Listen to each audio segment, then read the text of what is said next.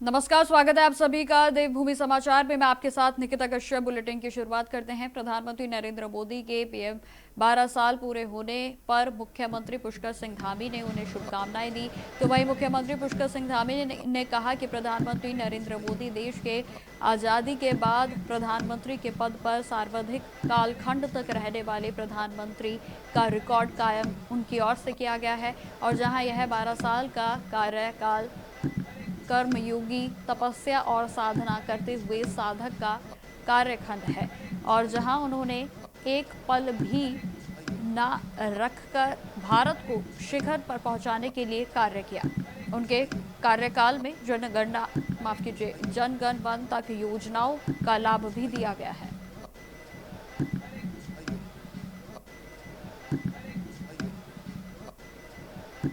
आज का दिन बड़ा ऐतिहासिक दिन है। आज माननीय प्रधानमंत्री श्री नरेंद्र मोदी जी के अनवरत रूप से प्रधानमंत्री के रूप में काम करते हुए 12 साल का कालखंड पूरा हो रहा है, और वो निर्वाचित देश की आज़ादी के बाद निर्वाचित प्रधानमंत्री के रूप में सर्वाधिक कालखंड तक काम करने वाले प्रधानमंत्री के रूप में उनका ऐतिहासिक रिकॉर्ड आज दर्ज हो गया है। और ये 12 सालों का जो कालखंड है वो एक कर्म योगी का, एक तपस्वी का और अनवरत रूप से साधना करते हुए एक साधक का कालखंड है, जिन्होंने एक पल भी रुके बिना, एक क्षण भी रुके बिना भारत माता को शिखर पर पहुंचाने के लिए, भारत दुनिया का सिरमौर बने, यहाँ के हर जनगण मन को सब सुविधाएं मिले, गरीब का कल्याण हो, योजनाएं अंत्योदय के सिद्धांत पर चलते हुए समाज के अंतिम छोर तक पहुँचे, वो सभी काम किए हैं। और 12 वर्षों में भारत का मान सम्मान और स्वाभिमान पूरी दुनिया में बढ़ा है, भारत की वैश्विक ताकत बढ़ी है। मैं प्रधानमंत्री जी को समस्त उत्तराखंड वासियों की ओर से बहुत बधाई देता हूँ, शुभकामनाएं देता हूँ, क्योंकि हमारे देवभूमि उत्तराखंड से उनको बहुत लगाव है। यहाँ के प्रत्येक परिवार के लोग, हर यहाँ का जनगण मन उन्हें अपने परिवार का सदस्य मानता है, और उनका भी बहुत लगाव उत्तराखंड से है। हर समय वो देवभूमि उत्तराखंड को स्मरण करते हैं। तो हमारे चारों धाम, हमारे यहाँ के सभी देवी देवता उन पर कृपा करें, वो दीर्घायु हों और लंबे समय तक उनका नेतृत्व हमारे देश को मिलता रहे। देहरादून में स्थित सचिवालय में मुख्यमंत्री पुष्कर सिंह धामी ने आगामी मानसून के सीजन की तैयारियों को लेकर उच्च स्तरीय समीक्षा बैठक की, और जहां बैठक में उन्होंने राज्य में आपदा प्रबंधन और राहत व्यवस्था को लेकर अधिकारियों को आवश्यक दिशा निर्देश दिए। आपको जानकारी देते चले कि मुख्यमंत्री ने कहा कि मानसून के दौरान किसी भी प्रकार की लापरवाही को बर्दाश्त नहीं किया जाएगा। उन्होंने सभी जिलों में जलभराव, भूस्खलन, तो वहीं आपदा संभावित क्षेत्रों में पहले से ही पहचान कर आवश्यक व्यवस्थाओं को सुनिश्चित करने के निर्देश दिए हैं।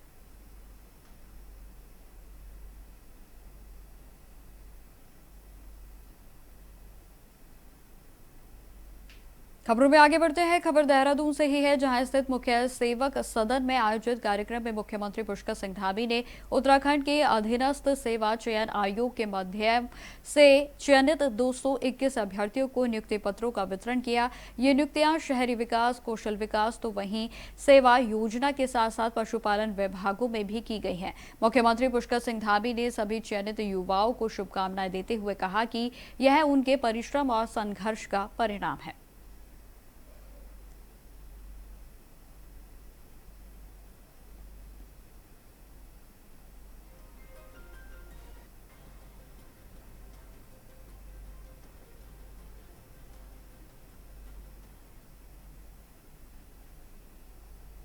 देहरादून में जनपद की 10 विधानसभाओं में विधायकों के विकास के कार्यों को लेकर परफॉर्मेंस पर चर्चा अब तेज हो गई है, जहां पिछले 4 वर्षों में कुल 6000 से भी ज्यादा विकास योजनाओं के प्रस्ताव मंजूर हुए हैं, और जिसमें से कि 4000 योजनाएं पूरी तरह से जनता को समर्पित की जा चुकी हैं। आपको जानकारी देते चले कि आंकड़ों के अनुसार कांग्रेस के विधायक प्रीतम सिंह ने विधायक निधि के तहत सबसे अधिक 1443 विकास प्रस्तावों को मंजूरी दिलाकर सक्रिय भूमिका निभाई है, तो वहीं दूसरी ओर कैबिनेट के मंत्री खजान दास की निधि से केवल 358 प्रस्ताव ही जो है वो स्वीकृत किए गए और इनकी तुलना के बाद अब राजनीतिक हलकों में पूरे तरीके से चर्चाएं तेज हो गई हैं।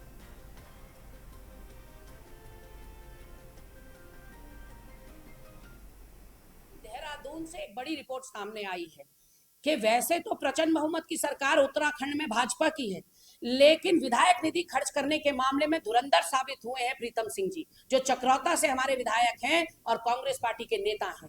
ऐसे में फिसड्डी साबित हुए काबीना मंत्री खजान दास। प्रीतम सिंह जी हजारों की योजनाएं स्वीकृत करा के जनता का जो पैसा है विधायक निधि का, वो जनता को समर्पित कर चुके हैं। लेकिन वहीं भाजपा के विधायक ऐसा समझते हैं कि ये विधायक निधि, सांसद निधि अपने घर से लाए हैं, ये उसमें भी कंजूसी और कोताही करते हैं। मैं बता देना चाहती हूँ कि जो लोग कहते हैं 70 सालों में कांग्रेस ने क्या किया, वो देख लें हमारे विधायकों का काम। क्यों वोट देना चाहिए कांग्रेस को, वो देख लें कि कैसे धुरंधर साबित हुए हैं प्रीतम सिंह जी। और उन्होंने चाहे पुल हो, पुलिया हो, सड़क हो, खड़ंजा हो, नदियों के तटबंध हो, मंदिर के सौंदर्यीकरण हो, सामुदायिक भवन हो, सब जनता को समर्पित कर दिए हैं विधायक निधि से। और अभी तक आधी भी विधायक निधि भाजपा के पूरे प्रदेश में जो भाजपा के जीते हुए विधायक हैं वो खर्च नहीं कर पाए हैं। देहरादून में बढ़ती महंगाई के खिलाफ कांग्रेस की ओर से जोरदार विरोध प्रदर्शन किया गया है और जहां राजधानी के एशले हॉल चौक पर कांग्रेस के कार्यकर्ताओं ने गैस सिलेंडर के साथ प्रदर्शन करते हुए केंद्र और राज्य की सरकार के खिलाफ जमकर नारेबाजी की। प्रदर्शनकारियों का आरोप है कि सरकार लगातार घरेलू जरूरत की वस्तुओं की कीमतें बढ़ा रही है और जिससे कि आम जनता पर आर्थिक बोझ लगातार बढ़ता जा रहा है। कांग्रेस के नेताओं का यह भी कहना है कि सरकार की नीतियों में आम लोगों के हितों की अनदेखी की जा रही है और उद्योगपतियों को प्राथमिकता दी जा रही है। प्रदर्शन के दौरान कार्यकर्ताओं ने महंगाई के खिलाफ नारे लगाए और सरकार से तत्काल राहत देने की भी मांग की। देखिए भैया, उत्तराखंड जो है वो एक बहुत ही बुरे दौर से गुजर रहा है और जो उत्तराखंड की सरकार है वो सिर्फ विज्ञापनों में सीमित है। वो विज्ञापन कर करके अपनी पीठ थपथपाने में लगी है। महंगाई का इतना बुरा हाल है, सिलेंडर के दाम हो या पेट्रोल के दाम हो, बढ़ते ही जा रहे हैं और आम जन की आय बढ़ने का कोई सोच नजर नहीं आ रहा है। जितने भी युवा है वो बेरोजगार है, जितने भी पेपर प्रदेश की सरकार करवा रही है वो लीक हो रही है। तो पूरा प्रदेश स्वास्थ्य की समस्याएं हो या सुरक्षा की समस्या हो, पूरा प्रदेश में समस्याओं में बेहाल है। खबर हरिद्वार से है, जहां अतिक्रमण हटाओ अभियान के दौरान नगर निगम के प्रशासन और व्यापारियों के बीच में विवाद गहराता जा रहा है। जानकारी देते चले कि मंगलवार को चल रही कार्रवाई के दौरान अधिकारी और व्यापारियों के बीच में तीखी नोकझोंक भी देखने को मिली और जिसके बाद स्थिति तनावपूर्ण हो गई। व्यापारियों का आरोप है कि कार्रवाई के दौरान नगर निगम कर्मचारियों ने दुकानों के सामने कूड़ा डाल दिया और जिससे कि उनका गुस्सा भड़क गया। तो वहीं इसके विरोध में व्यापारियों ने बाजार बंद कर धरना प्रदर्शन भी शुरू कर दिया और संबंधित अधिकारी के तत्काल निलंबन की भी मांग की गई है। आपको जानकारी देते चले कि व्यापारियों ने चेतावनी दी है कि जब तक कूड़ा नहीं हटाया जाता और जिम्मेदार अधिकारी पर कार्रवाई नहीं होती है तब तक उनका विरोध और बाजार बंद जारी रहेगा। गौरतलब यह भी हो कि इन दिनों चारधाम यात्रा अपने चरम पर है और ऐसे में बाजार बंद होने से तीर्थ यात्रियों को परेशानियों का सामना भी करना पड़ रहा है। प्रशासन के सामने स्थिति को संभालना एक बड़ी चुनौती भी बन गया है।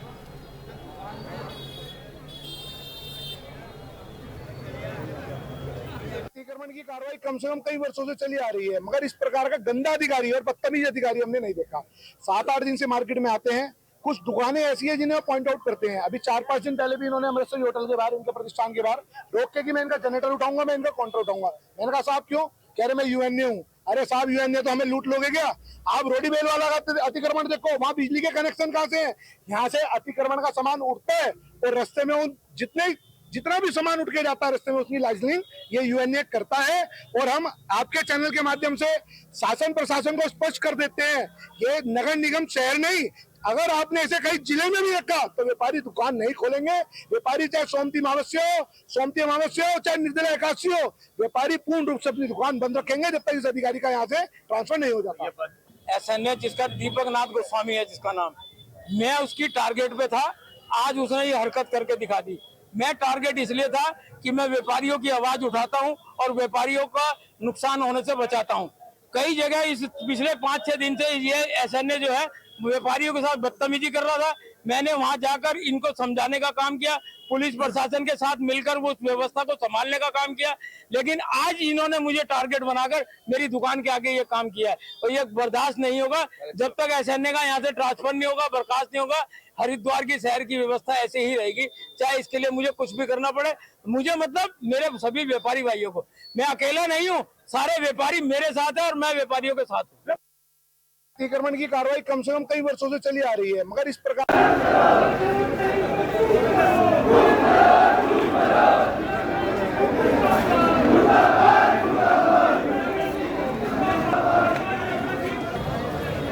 असर देखने को मिला है। व्यापारी नगर निगम के बीच में तीखी झड़प देखने को मिली और जिसके बाद बाजार बंद कर व्यापारियों की ओर से प्रदर्शन किया गया है। आपको जानकारी देते चलिए कि यह हरिद्वार का मामला है, जहां पर अधिकारियों की ऊपर अब आरोप लगते हुए नजर आ रहे हैं, जहां व्यापारियों का साफ तौर पर कहना है कि अधिकारी की ओर से अभद्रता की गई और जिसके बाद से ही आक्रोशित व्यापारियों की ओर से पूरे बाजार को बंद कर दिया गया है। वहीं उनकी ओर से यह भी चेतावनी दी गई है कि जब तक कि इस अधिकारी के खिलाफ प्रशासन की ओर से कोई भी बड़ा एक्शन नहीं लिया जाता है, उन्हें निलंबित नहीं किया जाता है, तब तक इसी तरह से बाजार को बंद रखा जाएगा।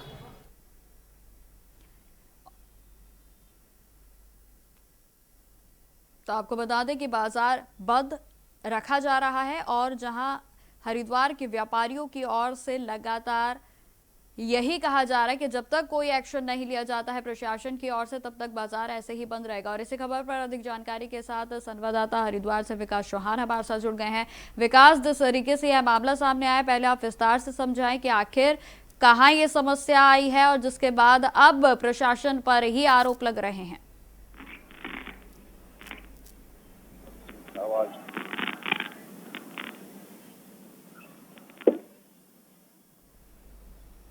हेलो विकास, क्या आप मेरी आवाज सुन पा रहे हैं? हेलो। तो विकास से शायद हमारा संपर्क अभी नहीं हो पा रहा है। तो वहीं आपको बता दें कि हरिद्वार में व्यापारी इस समय पूरे तरीके से आक्रोशित नजर आ रहे हैं। तो हरिद्वार में यह मामला पूरे तरीके से गर्माता जा रहा है, जहां कूड़ा डालने को लेकर इस तनाव की शुरुआत हुई थी और जिसके बाद से ही व्यापारियों की ओर से अब आक्रोशित पूरे तरीके से माहौल देखने को मिल रहा है, क्योंकि बाजार में जितने भी दुकानें हैं लगभग वह सभी दुकानें बंद कर दी गई हैं।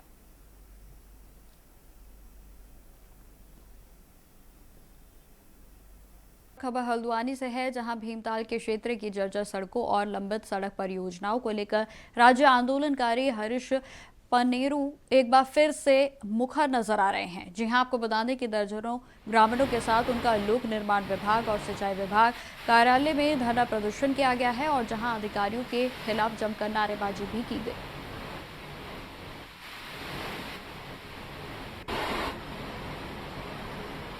माननीय मुख्यमंत्री जी ने सजानी टू बड़ौन सड़क निर्माण की स्वीकृति पिछले 10 सालों से उस पर वहां के मंत्री जी और सरकार लगातार वादे कर रही है और वो वादा झूठा साबित हुआ है और उस सड़क की तुरंत स्वीकृति की जाए। कराइल टू टकुरा जमराड़ी सड़क 10 वर्षों से कच्ची है, उसको पक्का करने की मांग है। भोलापुर डालकंडिया सड़क बिल्कुल 2007 में हमने स्वीकृत कराई थी, 7 किलोमीटर, वो भी कच्ची हालत में है। इसी तरीके से अनेकों छोटे मार्ग भीमताल विधानसभा के जो लंबित पड़े हुए हैं, जो स्वर्गीय इंदिरा हृदय जी के जमाने में कांग्रेस के शासन में जो निर्माण कार्य शुरू हुए थे वो जस के तस हैं और लगातार सड़कों पर भ्रष्टाचार हो रहा है। पूरे भीमताल विधानसभा में भ्रष्टाचार, डामर, आप देखो आए दिन सोशल मीडिया पर डामर पर गुणवत्ता की शिकायत मिल रही है। इसलिए आज हम प्रदर्शन कर रहे हैं और शीघ्र की जो इन 3 सड़कों का टकुरा जमराड़ी, करायल और बड़ौन सजानी मोटर मार्ग और डालकंडिया भोलापुर मार्ग को अगर शीघ्र ही पूरा 1 सप्ताह में कोई ठोस प्रस्ताव उसको पास करने की बात नहीं आती है तो हम यहाँ मुख्य अभियंता कार्यालय पर तालाबंदी करें। मेनली इनके 3 रोड थे। पहला सिमलावन सामने से बड़ौन तक था। ये कार्य एक्चुअली इसमें फर्स्ट प्रथम जन सैंक्शन है, फर्स्ट पड़ रहा था। फर्स्ट की कार्यवाही गतिमान है इसमें, जैसे सैद्धांतिक की प्रक्रिया उसके उपबंध इसका उन्होंने गठित किया जाएगा। उनका 7 करोड़ की चेतावनी दी। उनका जो जो 3 का था, 3 रोड जाता है, एक करायल से टकुरा रोड था 1.75 किलोमीटर, बहुत पहले से फौज की रोड है, आगे पक्की करना है, तो इसका भी प्रथम चरण स्वीकृति प्राप्त हो चुकी है, इसका भी जैसे सैद्धांतिक प्राप्त हो गया उसके तुरंत इसमें आगमन भेज दिया जाएगा इसका। तीसरा जो था डालकन्या से भोलापुर जो कच्ची रोड है, इसका आगमन शासन को ऑलरेडी दिया चुका है। खबर डोईवाला से है, जहां ब्लॉक की ग्राम पंचायत नागल ज्वालापुर के ग्राम प्रधान राखी देवी की अध्यक्षता में खुली ग्राम सभा का आयोजन किया गया और जहां बैठक में ग्रामीणों ने गांव के विकास से जुड़े कई महत्वपूर्ण मुद्दे भी उठाए। ग्रामीणों ने सड़क निर्माण, नालियों की मरम्मत, सिंचाई, नहरों के सुधार, तो वहीं सुरक्षा दीवार बनाने और जंगली जानवरों से फसलों की सुरक्षा करने के लिए भी फेंसिंग और खाई निर्माण की मांग की है। लोगों का कहना है कि इन समस्याओं के समाधान से गांव की बुनियादी सुविधाएं मजबूत होंगी।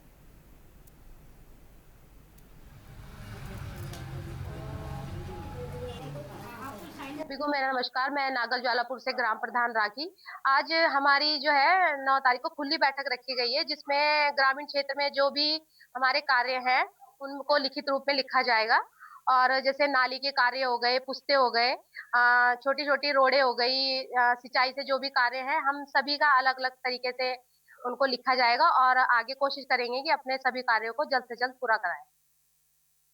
खबर अल्मोड़ा से है, जहां गढ़वाली और कुमाऊनी समुदाय को जनजाति दर्जा दिए जाने की मांग एक बार फिर से तेज हो गई है। जहां उत्तराखंड के एकता मंच ने इसे आगामी चुनावों में बड़ा मुद्दा बनाने की चेतावनी दी है। उत्तराखंड एकता मंच के नेताओं ने अल्मोड़ा में प्रेस क्लब में आयोजित प्रेस कॉन्फ्रेंस में कहा कि यदि किसी भी राजनीतिक दल ने अपने घोषणा पत्र में गढ़वाली और कुमाऊनी समाज को ट्राइब स्टेटस तो वही 5वीं अनुसूची लागू करने का वादा किया है, तो वही समाज का समर्थन प्राप्त करेगा।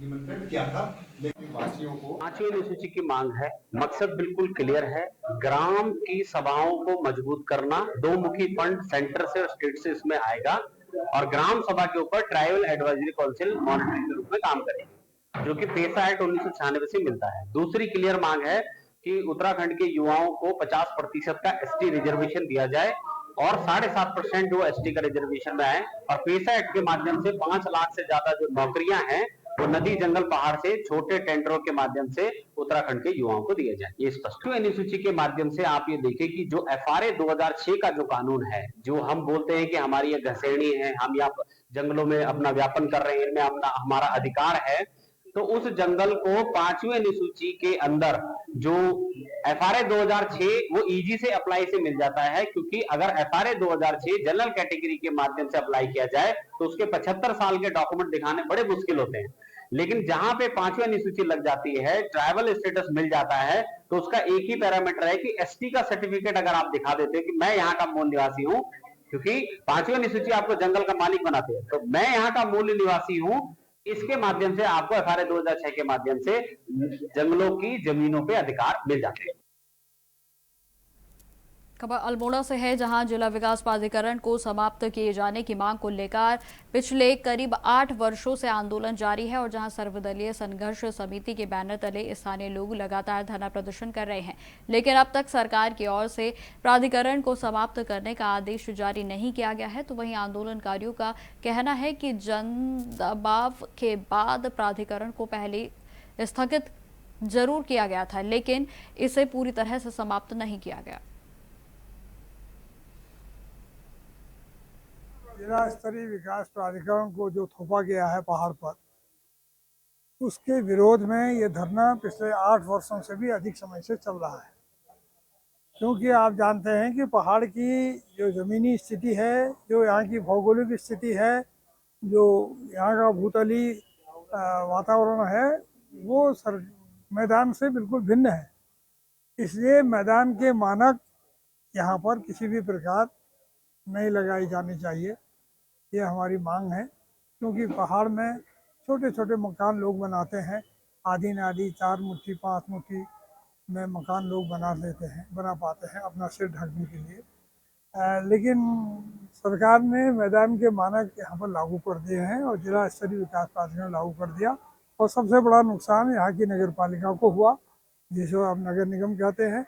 हमें 30-40 लाख रुपया प्रति वर्ष नक्शे पास करने के में शुल्क के तौर पर नगर पालिका को मिलते थे, लेकिन सरकार ने एक तरफा कार्रवाई करके वो भी छीन लिया।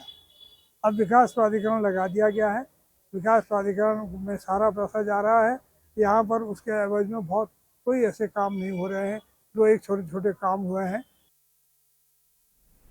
तो फिलहाल मेरे साथ इस बुलेटिन में इतना ही। देश दुनिया की तमाम खबरों की जानकारी के लिए बने रहें हमारे साथ। नमस्कार।